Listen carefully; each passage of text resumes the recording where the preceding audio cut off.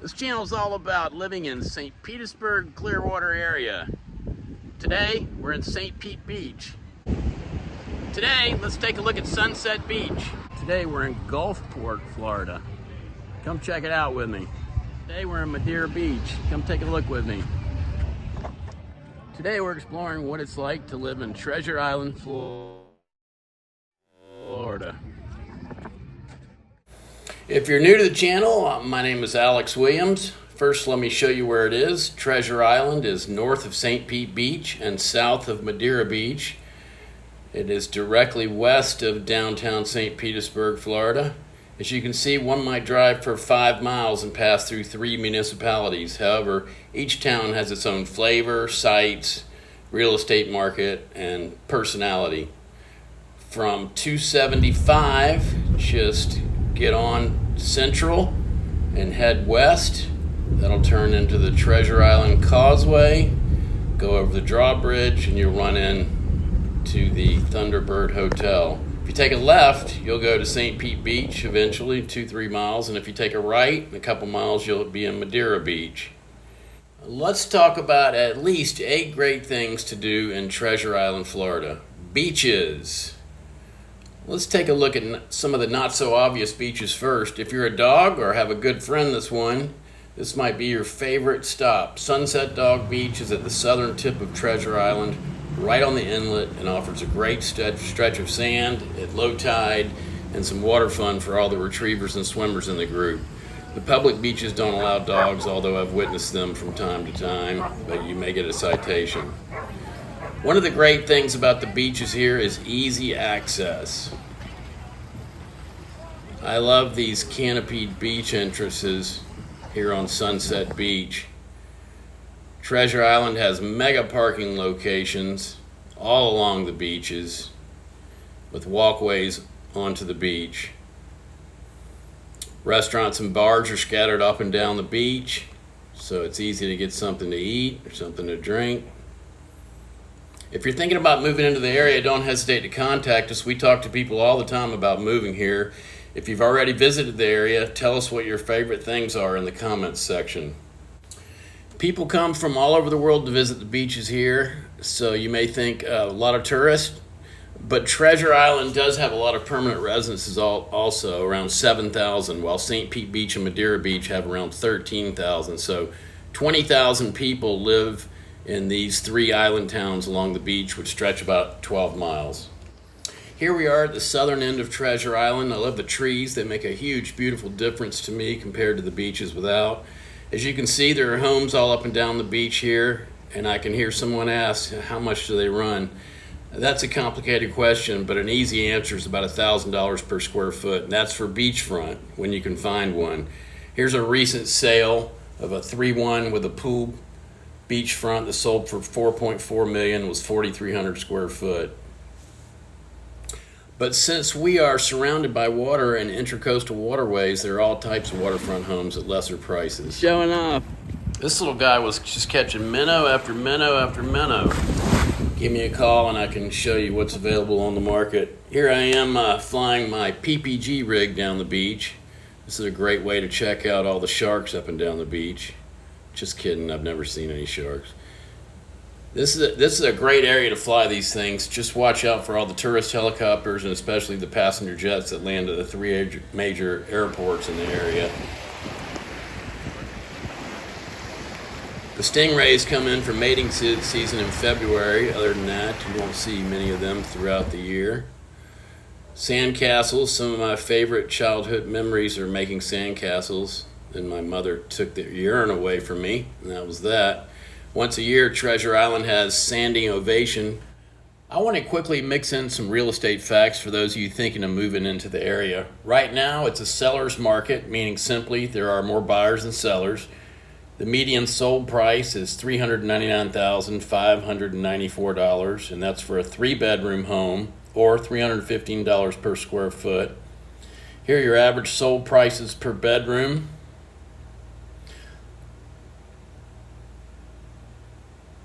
The number of homes for sale is up 7.3% to 1619, and the average days to sell is up from 19 days to 43 days 127% up, so it's moving back towards a neutral market. Stay tuned, and later on in the video I'll show you some areas you might buy in if you were to move here. All right, 3.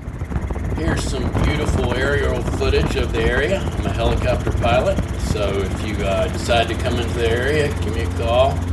Maybe the weather willing, we can do a little helicopter ride. It's beautiful from the air, it really is.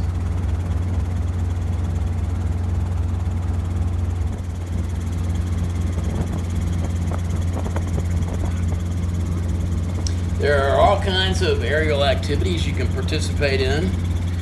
Paragliding is another one. There's paragliders all up and down the beach. Let's move on to boating. While your boat can be as small as a dinghy, a jet ski, or even resemble a shark, there are dozens of sandbars where people gather all throughout the week, and especially on the weekends. The boat is a hole in the water that you throw money into. But you know what's even better than owning a boat? Having a friend who owns one. Being out in the deep blue of the Tampa Bay area is one of the great things about living here. You can't buy happiness, but you can buy a boat, and that's pretty much the same thing. Now, what you consider to be a boat is a whole nother thing. This is something that you will probably only see in Florida. If you're thinking about moving into the area, a boat might be a consideration. If that's something you know you want, where to store that boat might be something to keep in mind. I specialize in finding people homes with docks or other ways to be able to quickly access their boats with the least hassle.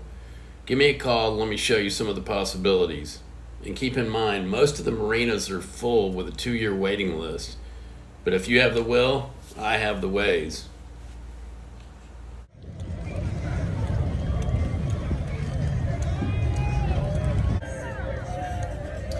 All of the municipalities have their own Christmas boat parades. This is the Treasure Island Parade. It's a ton of fun, and we try to enter into one at least each year. If you stay out of the sandbar long enough, you'll see the direct result of alcohol consumption, which we're witnessing here. We're here today at the St. Petersburg boat show. I just want to tell all the boat buyers out there, once you procure your boat and you need that waterfront property, give Alex Williams a call at 727-418-1570. Whether you get out on a friend's boat or you go out on one of the tour boats, if you come to visit, do whatever you can to get out and explore the waterways, the sandbars, the islands, and the whole area by boat. It's an entirely different experience. Whether you go by paddle power or wind power or motor power, do whatever you can to get out on the water. Here's a houseboat that I had for a while. We used to take the Junior Explorers Club out to all the sandbars. This is a little boat that I have now, so it really doesn't matter whether it's big or small. Next, we're going to look at beach bars. The area has some great beach bars. This is Katiki. The beaches are loaded with bars and restaurants all the way up and down. This one has a great touring roster. It has 2 bands a day, 365 days a year. Great place, night and day. Right across the street from Katiki is Caddy's. Caddy's has 6 or 7 locations up and down the beach. I really should say 6 or 7 locations in the area. They're not all on the beach. But this is a great bar. It's one of the few that can serve alcohol to you out on the beach because they own the real estate all the way out into the water. Lots of chairs, lots of tables, good, bar food, nice upstairs, great view for sunsets. And if you're ever thinking to yourself, man, I'd really like to get down to the bar and have a girl give me a shot hanging upside down from the ceiling, you can go to the Undertow Beach Bar and do that. I mean, you can't beat that, right? You can get all up and down the beach through the trolley system, or there are independent people giving rides just for tips. So finding a way up and down the beach without driving is pretty easy. The Undertow has this little river going all the way around the bar where you can send your order to the bartender or a little rubber ducky down to your friend.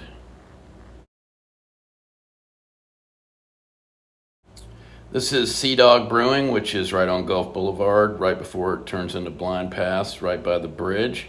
Sea Dog's a great place, all kind of games, pool tables, about every game you can think of. Great food upstairs and downstairs, plus it's got a great overlook of the Intracoastal or Blind Pass, which leads out into the Gulf.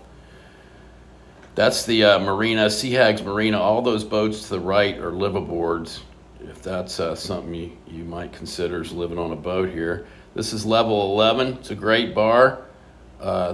There's a restaurant there that spins 360 degrees.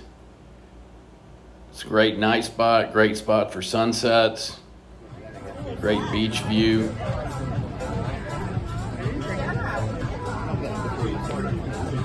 Here's another great thing. Stand-up paddleboarding is very popular here. Yes, a peaceful, inexpensive way to get out on the water. I'm not really into rowing or paddling myself, but many people love paddleboarding. You can rent them right at Sunset Beach, as you see here. Paddles included, or to other vendors all up and down the beach. Or you can cheat and rig your board with an electric motor to effortlessly propel you down the beach. And why not pull your friend behind you? Or turn your rig into a full-blown fishing boat. Now we're talking. If you really don't want to get wet, here's another option. Just make sure you have a dock high enough so you can dive off of it when you get back home. Not really into all the water mixed with electricity? Just rig yourself up a sail. But don't forget to bring your paddle because the wind isn't always in your favor. Don't want to paddle but still want the exercise? Just hold your kid's kite up while you tool across the water. Umbrellas work for jumping off roofs, but not so much on paddleboards. As you can see, there's no waves needed to surf in the inlet here. Looks like he's got a whole school of dolphins pulling him. Be careful if you make it out there and get against the wind and against the tide and get more exercise than you wanted. I've seen this happen several times, and it can put an end to your enjoyment of stand-up paddleboarding. No matter how you want to do it, stand up, lay down, electric, sail-powered, or simply drifting along with the tide, paddleboards can be a relaxing, easy way to get out or in the water. Check the tides and the winds before you go. Go with some experienced locals like you see here, who know the good spots and what type of weather will make it enjoyable. And watch out for the ocean life, jealous of your riding style. See this group of girls out. At first I had to do a double take. These girls like the combination of paddle yoga. It seems like they drift apart, but it appears they keep it together pretty good because I still see them out there. The one girl is drifting off. Interesting. There are tours that go out at night. You can call walk-on-water pedalboard tours and rentals, or just go on your own in the Intracoastal. Walk on Water has boards that you actually stair step on, and that's what propels them, so you don't need paddles. If you enjoy all things water, you can see the closer you live to the water and the beach, the easier and more convenient it is to do these things. If you're wondering if you could pull off a move to the area, keep in mind the condominium market here is one way to go. If you look real closely at here, you can see how this is highlighting the prices of condominiums. And these are all in Treasure Island. If that's something you're interested in, give me a call and I can send you some properties as they come on the market. Back to boarding, a company called Boost does make a cool little thing you can put on your stand-up paddleboard or your surfboard that will propel you along. This will give you a huge advantage if you get out there against the wind or against the tide. If you're a surfer, it'll help you catch your next wave. There's so many great products out on the market right now that allow you to have fun on the water. If you do get out on the water, you'll see a whole bunch of manatees. They're here pretty much year-round.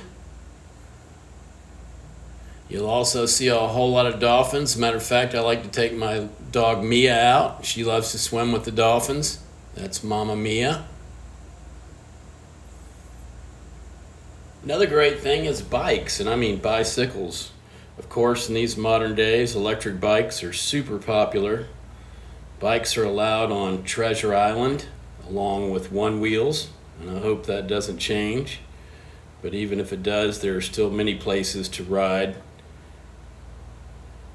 just like there is in every big city. I think whether they continue to let bikes and electric bikes on the beach is going to be determined by how many people get hit by them. We also have the Pinellas Trail, which runs from the far north part of the county all the way down south and all the way over east to downtown St. Petersburg. There's breweries and there's even a campground you can stop at along the way. And there's trolleys to pick you up if you don't make it the entire way. I wanted to make sure I mentioned that because this guy didn't know about the trolleys. All right, moving on to best fishing. In order to keep with the bee theme, I decided that we had the best fishing. But even if I didn't decide that, many will tell you that the fishing here is bodacious. You can fish from the beach or any shoreline as long as you get a fishing license from the state of Florida. You can do that online on your telephone. It's very simple to do. This guy caught a little sand trout. Or you can just watch the dolphin fish. They like to pin the schools up against the bank by flapping their tails on the water.